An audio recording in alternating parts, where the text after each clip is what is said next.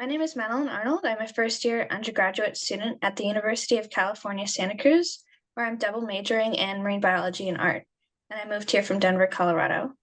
I plan on using my degrees in the future to study marine biology and find creative ways to combine science with art, as well as to promote conservation and find accessible and make more accessible education for science. So in this workshop, we'll go over my own art, a really important piece to me, March 22nd, 2023, how I've used art to process my own grief, and the importance of having a creative outlet. So my mediums mostly consist of watercolor right now. I also like to experiment with ink and mixed media. I really enjoy acrylic painting and sewing, photography, oil pastel, and combining different mediums. This image is from a field journal entry I created in my field and biology class I'm taking right now. And here's some sketchbook entries, and on the right is a mixed media digital artwork that I created for a children's book that I'll go into more detail about later in the presentation. There's some more examples of my artwork with digital media on the left for a logo design, some photography of Glacier National Park, and a recent sketchbook entry of the redwoods. So I really want to highlight this really important piece to me, March 22nd, 2023, that I created in response to gun violence, a second gun violence incident at my school in a month, and continuous threats being made towards the school staff and students. At the time, I had been really frustrated with the lack of action from our local representatives, as well as from the administration, and I was trying to find ways to process the grief that I experienced. So in creating this, I really wanted to create something that was subtle and viewable for all audiences. I have often seen artwork about or going over the grief of gun violence that was gory, which is not a bad thing, but I really wanted to create something that was viewable for everyone and wouldn't be triggering. So when first looking at this image, you may think it's an empty classroom, that it's the end of the day and school just let out. But as you look closer to the details, you can see that the classroom has scattered papers on the ground. And as you look out the window, you can see the flag half-mast, police officers, and ambulances outside, which is a reflection of what I saw that day in the classroom. The flag is half-mast in honor of Luis Garcia, who had passed away a week or so before. There's also an statue in front of the school representing East Angels, which was painted in an L again for Luis Garcia. And you can see there's still some flowers left over from his memorial to show just how recent and frequent gun violence in schools is, but also to show how when looking at this image, it may just look like an empty classroom, but this has become unfortunately normal for students in America. But through the outcomes of creating this artwork, I was able to be recognized in the Congressional Art Show, where my work was displayed in the DC Capitol for representatives to see every day. So the artwork was displayed in DC for a year, where our representatives would be unable to look away. It was incredibly powerful and empowering to have this work that was really important to me, and I was able to connect with other people through this. So having this empowering artwork that was reflective of what I had seen and what many American students struggle with every day was really incredible. Some other outcomes of this was I received the New York Life Award, as well as the Silver National Medal for Scholastics, which allowed me to create this wonderful workshop and share my experience with you all. I was also able to connect with other students. I was also able to process my own grief from the events. And through creating this, I felt more validated in my experience, as well as I felt that my voice was being heard as well as recognized. And in sharing my experience, it felt that I was able to draw more attention to the advocacy groups in my school and promote change. Some more examples on how I use grief in art, as well as how anyone can use grief in art. So I use art to process my emotions, not just grief, but any emotions. I find it really calming to go through the process of creating. And it's really important to have this emotional outlet that's healthy. It often can also say what words can't. As a visual person, I struggle with speaking sometimes and presenting, but being able to create and show my worldview is really important to me. And being able to visually create that is how I share my experiences. But also through creating, it can be a form of validation. And sharing your experience in a visual way, you can easily connect with others' experience as well as share your own. So some early pieces where I used grief to deal with art, or used art to deal with grief. I moved to Denver in 2020, and at the time I had been really struggling with having to move. This was before COVID. But at the time I was really struggling with having to move and losing some really good friends, as well as having to go to a new place and an unfamiliar school. So this artwork I created with marker in art therapy. There's two separate parts to it.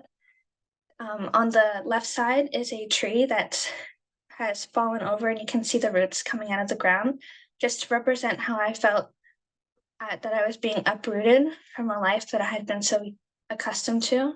And I had lived in Ohio for 8 years, so having to move was really difficult.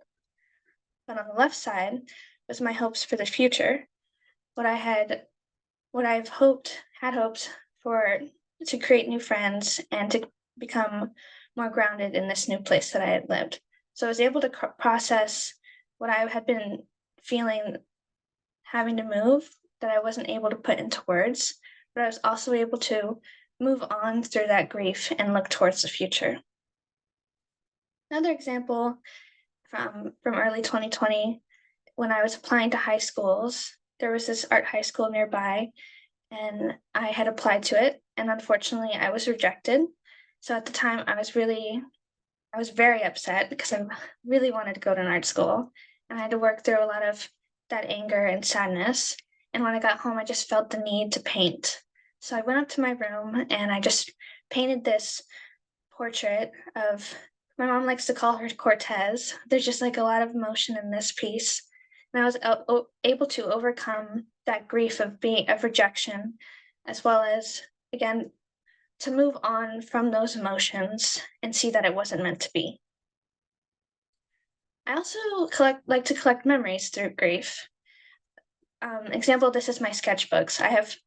I started this year, and I have tons of sketchbooks from all different time, or from like one a month, from people I've met, things I've done. I have a sketchbook in my desk, really big, that I finished when I moved to college. That was the last month before I moved.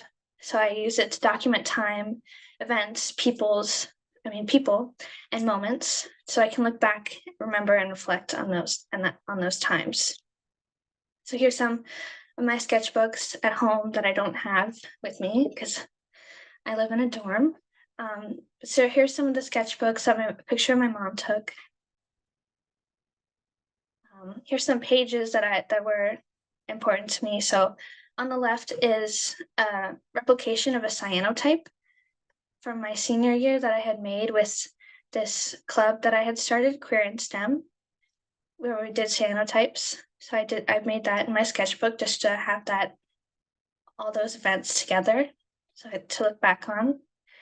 In the middle is a painting I had done of my first trip with my family after I graduated high school, and probably the last trip of that summer that we were going to do together as a family before I moved off to college.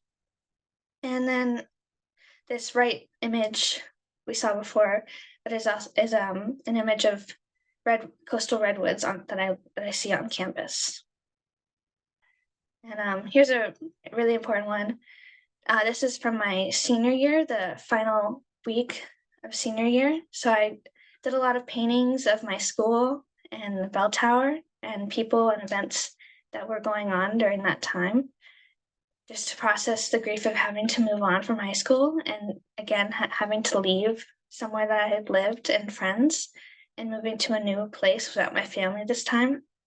So I did painting of my school, and I have tons of letters in the sketchbook from teachers, and behind here is like the pamphlet from graduation. And this is senior checkout day, so I have the rainbow ribbon that I painted on my overalls and some details from that day, and the yearbook stamp from that I had got. And then this is my sketchbook cover. It has my dog on it. I have a lot of pictures of my dog because I really miss her. I have tons of different stickers from different events, like going to Glacier, going to a art webinar. So creating these sketchbooks and filling it with all these images really helped me not only to stay in the moment, but also to create more memories and be able to more vividly remember these really important moments to me. So grief in art. Grief can be really overwhelming, and it's really important to have ways to express your pain and have a healthy outlet of doing that. So having a creative outlet is really important. It can be a therapeutic tool to cope with grief. And when starting this, if you haven't done this in the past, you may want to try something that you've enjoyed. Like maybe if you were in high school, you played an instrument, or you liked to doodle. Maybe trying that to work through emotions can be a really great start.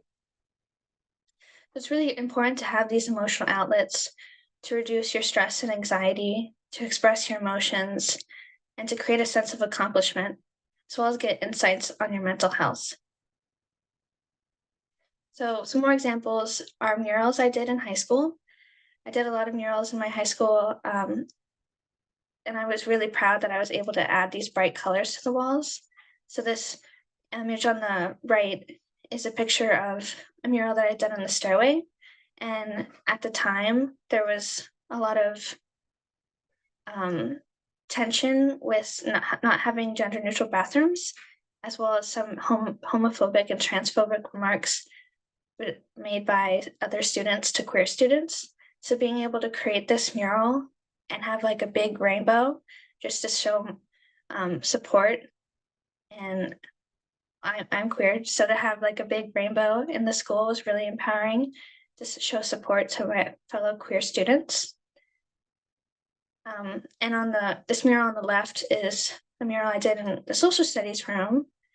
I was able to really bring brightness to the office, and it was really great to be able to interact with teachers and show my support and offer support to one another, as well as to brighten their day.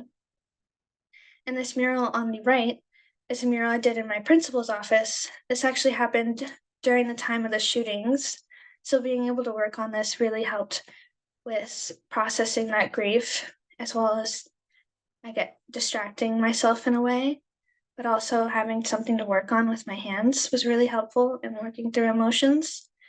And also just being able to add this to the walls of the principal's office, and being able to interact with people in the main office, and again, brighten their day and add more color to their lives was really empowering. I also participated in the National Geographic Photo Camp in 2024, where I was able to experiment with photography and combine it with my own visual art. I learned how to storytell through photography and connect more with nature. There's a lot of stuff happening. There's a lot of devastating things happening to our planet right now with climate change and pollution, deforestation, the loss of coral reefs, and endangered species. So being able to connect more with nature and get out of the city was really helpful in processing that grief of the devastation to our planet. A lot of the images I took was highlighting my connection to nature, as well as highlighting the importance of nature. This image right here is a photo I took with the help of a friend, showing how I connected visual art with photography, and just to show how I see the world, and again, highlighting the beauty and importance of preserving our ecosystems and nature. I also was in a New York Fashion Week internship this year, where I was able to work with a Denver fashion designer to help create and make designs for the fall show. And I was able to further my skills in sewing, as well as to help queer youth. There's often not a lot of support for the queer communities outside of cities or already existing queer communities. So being able to highlight queer models and creators was really empowering and able to create our own safe space to create was really amazing. Another really important example is the Avalanche hockey team. So I was hired as along with another student to create and decorate a Avalanche hockey jersey for the Pride Night hockey game during Pride months, where we were able to highlight queer history and show support for the queer community. And in sports such as hockey and in sports in general, there's not a lot of space for queer athletes, and there's been a lot of debate on whether queer and trans athletes should be able to participate. So being able to highlight and show acceptance for queerness and a national support was really amazing. And some details on this jersey: on the back is a swan to represent William Dorsey Swan, who was one of the first drag queens in our history, who was a slave at the time but was able to be free. It's really important to highlight BIPOC, Black, Indigenous people of color in the queer community. In the back, I don't know if you can see it very well, but there's names in red sparkles from people that we gathered from our own schools and our own communities. So just to highlight our past queer ancestors, as well as to highlight the people currently in our community. There's also the progress flag from the Rocky Mountain Range on the sleeves. So it was really amazing to have this experience where we were able to share our own queerness, as well as to support queer people in our community and in our past, and on a national sport. Another example is in the Words We Teach art competition with Rocky Mountain Art and Design College. The first round of competition was about the queer history of Denver. I was able to experiment with color and collage, and as well as art and activism. And I was able to highlight the process in Denver of accepting queer people, as well as hope for resilience. Some details in this artwork is at the bottom the bottom right corner is the beginning of activism. So the first police permit from one of the first Pride parades, as well as newspaper clippings and images from protesters. And the color palette is a dull beige to kind of to represent the time zone or the timeline, the 70s, as well as to represent as we go on, we gain more color just to show the further acceptance of the queer community. And again, there's swans to recognize William Dorsey Swan, and sunflowers throughout the piece, and the sunflowers growing. And as well as there's a rainbow throughout the piece to show that queer people have always been here and always will be here. And as these protests go on, they transform into pride parades to show pride in being queer.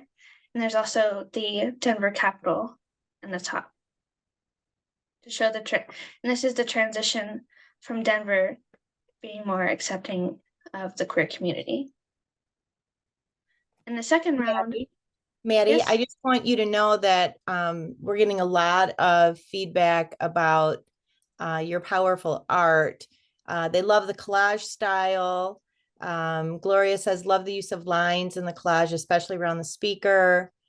You've got Ethan is inspired to try multimedia or the mixed media, commenting on how the work is laid out and the consistent themes. Do you mind if I drop a couple questions to you that they've said that I think apply before you move to the next part? So who commissioned the murals that you did in the school? Did you approach them or did the school commission you to do those? The first one, the social studies office one, I had volunteered to create it for them. And in the process of making that, my principal saw it. So then she asked me to create the other two. And Jamie asked about the connection to the murals and some of your artwork that you've shared with your sketchbooks. That's a great question. And glad you noticed that. So the rainbow, I I like to put lines throughout my artworks, like this, for example. And it's really interesting and it adds more movement to the piece. And I created those murals my junior year. So in my senior year, I don't know if every school does this, but there are senior overalls.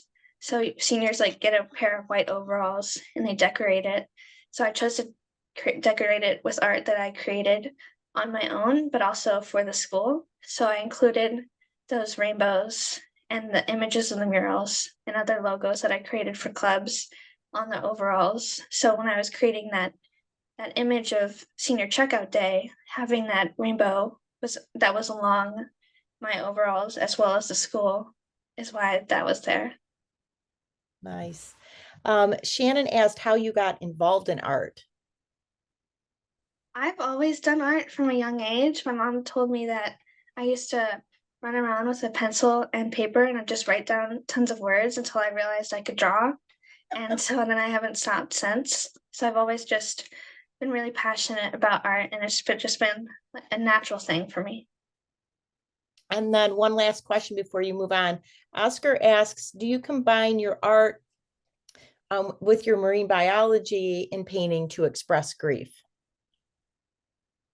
I have before. There's an example coming up soon that I'll share. But yeah, I really enjoy natural illustration. So painting what I see and painting nature. So there's a couple examples of that coming up in the presentation that I'll share. All right, thank you. Thank you. So as I was saying, in the second round in the spring, um, this one was about honoring the story of Irene De Soto, who was a trans woman in Denver who had been killed by police. So this portrait was in honor of her and her story. This in the center of this is her mugshot, which is the only picture that is has been kept of her. And she looked really angelic in the mugshot. So as soon as I saw it, I knew I wanted it to be on the center. In the background is the police report of what had happened, and I had highlighted "Officer killed us" because at the time, and still now, there's been a lot of police brutality against trans people, and at the time, a lot of trans women had been dying and were being murdered by officers. In the background is also the Denver downtown area, as well as a flyer from the protests that were sparked after her death. So this flyer, "The killing must stop, self-defense is our right," is from the protest. And here's some protesters at the bottom as well as their signs. And I added angel wings and a halo again to represent her passing. So example of marine biology and grief, I created this artwork in my women's literature class, reflecting on my past and present and my constant interest for both art and marine biology. So I'll go into the details, but I was reflecting on the grief of having to move up as well as, or to grow up and move on from my childhood and the grief I was having at that time and still sometimes am having.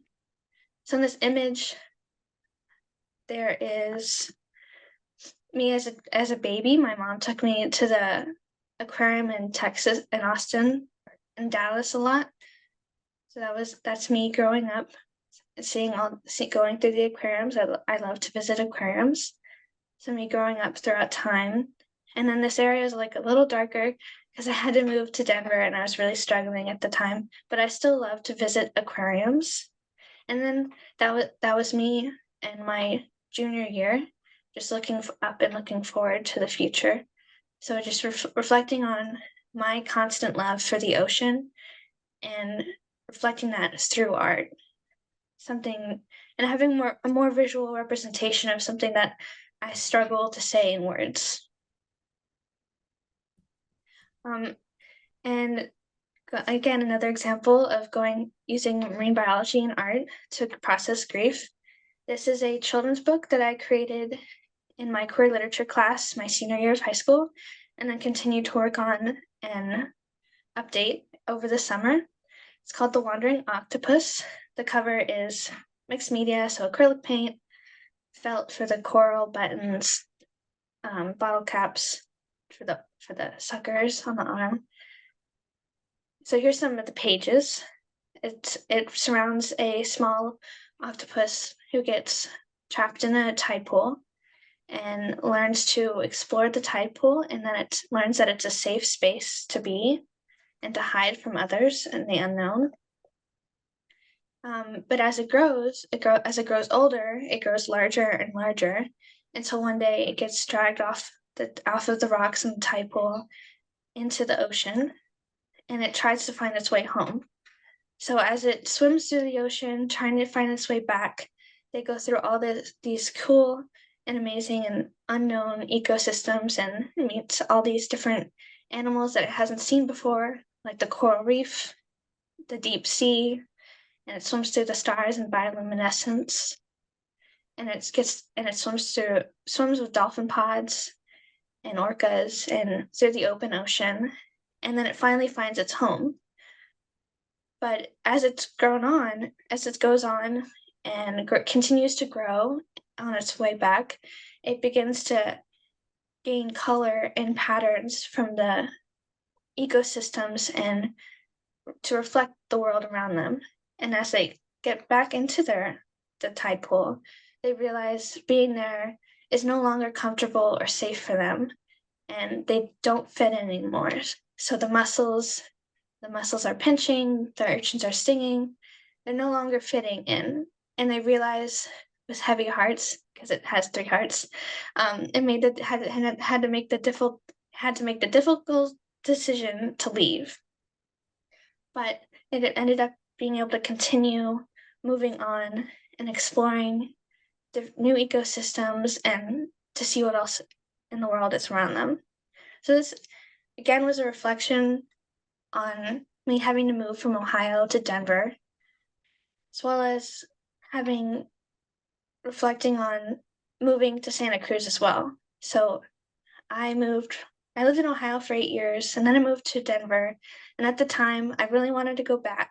But as I grew older, and during my senior year, I reflected a lot on this as well, I realized that I was much better off living in Denver, and I wouldn't be who I am if I hadn't moved.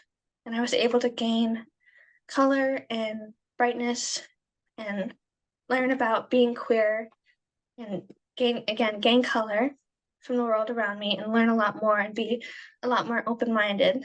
So now I'm off to Santa Cruz, and now I live here, so just to again explore a new environment and continue meeting new people. Another example of working through grief in art is the election results. I was very shocked by the election. I got to vote this year, but I was very shocked by the election results. And I know a lot of my friends and I and my family dealt with a lot of grief and fear for the future. So I turned that energy and that emotion and took artwork to only process that grief and fear, but also to calm myself down. So during that week, I created a lot of artwork. I finished a whole sketchbook. There's just like pages and pages of artwork of the forest, of the cypress trees where the monarchs are, of the redwoods and the sunset. So I've got a full page or pages of artwork where I was able to just sit down and process my emotions and get that energy out. I also wanted to touch on just examples that we see not only in ourselves, but in the holidays and in celebrations around us. So example, Dios de los Muertos. there's a lot of art and visual culture and dance in that celebration, where they transform grief into celebration and to honor the departed. Another, I'm sure, very popular example is Untitled Portrait of Ross by Felix Gonzalez Torres. It's a pile of candy that it's contemporary art. So as people go throughout the museum, they take a piece of candy. It's to honor and remember his partner, Ross, who had died of AIDS. And as people take the candy, it shows how he slowly lost weight, which is what happens when you have AIDS. So to symbolize his slow death, as well as to raise awareness of HIV and AIDS. So he worked through his grief of losing his partner through honoring him, but also promoting awareness. So art is how we deal with grief as humans, and it doesn't have to be just visual art. It can be writing, music, dance, anything. And it's to remember the past as well as to change the future. And again, can be about anything with anything. Thank you. Are there any questions?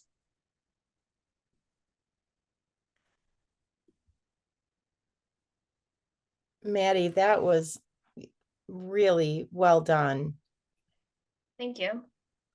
If you guys have questions for Maddy, go ahead and put them in the chat and I will get them to her. There were a lot of comments about the artwork with the trees. I would like to know, how do you, or was that watercolor that you did for the trees and the? These trees? Yes. Yes, it's all watercolor. Because they look like it looks like you can see like this, the leaves in them. How did you do that with watercolor? A lot of layering. So I originally did the base color, and then I have a very thin brush. So I just did like little strokes for the pine leaves. When I paint, it does not look like this at all. I'm so in awe of visual artists like this. I play around with things, but wow. Oh, let's see. Alexandria asks, what kind of grief is accepted by the New York Life Award? I think that's probably for Sam, if you're still there. I don't think there's necessarily a specific type of grief they're looking for. It's just grief, correct? Yep. The New York Life Award accepts art and writing about any kind of grief or loss in your life, in any of the mediums that I've listed before in the categories. So, okay, that's what I thought. Mhm. Okay, Maddy, do you think the image or visual, do you think of the image or visual first or description when making a piece? Depends. Oftentimes, I think about it a lot and then try to sketch out the idea, or I just sit down and create it. But for the pieces like the this one and this one as well, I did, what's the word? I gathered information, so like pictures from the event and important symbolism onto one digital file, and I just wrote down what colors symbolism could be, just like to remember those information, and then I created it. Maggie asks, what phases of art have you gone through as you grew up? I think I did a lot of sketching in elementary and middle school. I think I had a lot of more development more recently. I did digital art in 2020. I still do. And then I got into fashion design and making clothes. And then I think a little over a year ago now, I've been doing watercolors. Okay. Nicole says, I'm currently working on a piece for the competition, have no idea how to incorporate meanings, messages, and symbolisms into my art. are there ways to include themes as shown with your piece that won the Art and Writing Awards, like the one with the gun violence at schools? So how do you go about, I think, Nicole, correct me if I'm wrong here, you're asking about how does Maddy come up with the themes, or how do you work the themes in, or does that just naturally happen? I think it's a combination of the two. Naturally, it happened in the way it naturally happened. It was what I had seen from that day, so it's just a memory in my brain of what I had saw. But when thinking about it, I knew I wanted the image. I knew I wanted it to look like a normal school day or just an empty classroom, again to reflect how gun violence has become so common in everyday lives for students that it looks normal. Yeah. Deekshita asks, what do you do? This goes for art and I think writing and all the things. What do you do when you have no idea what to do? Like, how do you brainstorm? Yeah, I struggled with that a lot too. Um, I think I just create what I see, like what's around me. So again, I really love natural illustration and creating nature that's around me, like in the red with the paintings of the redwoods and the cypress trees. Um, so when I'm stuck like that, I like to experiment with my mediums, like with watercolor, like with different colors and shades, but with something that it's in front of me. So it's a Uh, little easier. Grace is wondering how you were chosen to decorate the Colorado Avalanche jersey. I was in an internship called Moxie, no, it was called Failure Lab with the MCA, so Media Modern Contemporary Art Museum in downtown Denver. I was doing an internship with them with other students in the district where um, we created what's the word gallery exhibits where we created entries, or not, we didn't create entries, but we asked entries from other students, where we created a gallery around an idea. And the instructor, I don't remember his connection, but I know someone had reached out to him from Avalanche, like one of the media creators had reached out and asked for students. So we were the two students who were really interested and were able to participate. Nice. Sarah asked, do you still write down inspiring or unique words in a notebook to go along with your art? Um, I've actually gotten more into writing in my sketchbook recently. I'm taking a field in biology class, so we're learning how to take field notes, and through that, I've become more open about writing in my sketchbook when I previously hadn't been. So I've been trying to create more with words as well, like a field note entry, because in my sketchbooks, it's like a documentation of my days and what I do. So I'm now thinking about including writing into those pages. Nice. Jaime asks, do you have any artwork in mind for the future? The future. I have some projects for class coming up. So I think those would be what's in the future for me. There's an accordion book project for my Porter core class, which is the name of the dorm area I'm living in. We have to take a class. So it's the arts of reading. So we're creating as a final project accordion books with artwork in it that's to relate with our reading in the class. So I'm gonna find. I think I'm gonna. There was a reading art and ethics talking about um, talking about how art actually just gonna try to find a reading from the class that talks about the connection of artists with themselves, and just talking about different variations of art and its importance. So in that accordion book, I'm gonna do the transitions of all the places I've lived. So I'm gonna do like an environment from Texas and have that transition into an environment from Maryland, and then transition that into an environment from Ohio, and then onto the Denver mountains. And then I'm gonna have that transition to like a crashing wave and a tidal on the beach for Santa Cruz.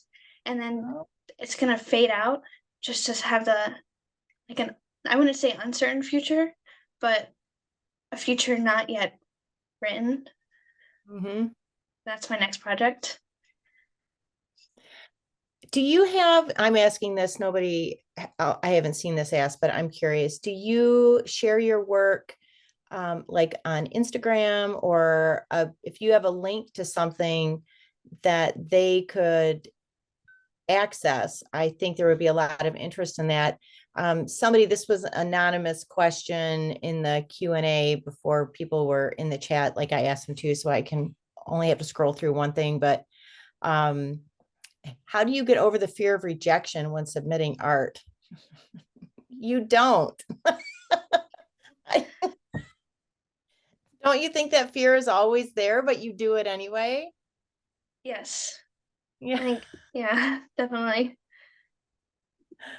I mean, for me with my writing, I know it doesn't matter how many people give you positive feedback and, tell you that your writing or your art had, meant something to them. Because it's so personal, there's always that fear there, but you do it anyway because it matters. Yeah. Yeah, definitely. Yeah. I think in some ways the competitions or entries would provide like a prompt for you to think about it as well. And then again, just creating it and having the belief in yourself that this matters to me and that it's good enough for yourself. And even if you get rejected, just think that it wasn't meant to be, and continue creating. Well, and every great artist, no matter what the medium, writing or otherwise, has been rejected, been told their writing is no good, their art is no good, and then they get to the top and they're, an instant success. But they all have those stacks of no thank yous as well. But it's that resilience. And for me, Maddy, your art shows the resilience that you have through the grief that you've suffered. And I know for my personal use of my writing for my grief, that's really what it is. It's that resilience that you build up, that even in your darkest moment, you keep, you take a breath, but then you just keep going because we need each other. And it's the connection, like all these young artists and writers are commenting on here on the power of your story and the symbolism in your work. That's where we make the difference. It's not just about competitions or things like that. We have to do it for ourselves too. And it seems like that's what you're doing. Even if it's for a class, you're still putting so much of yourself out there. And that's very empowering. Yeah. It looks like that is it for questions. Scrolling. Oh, wait, there's more that came in.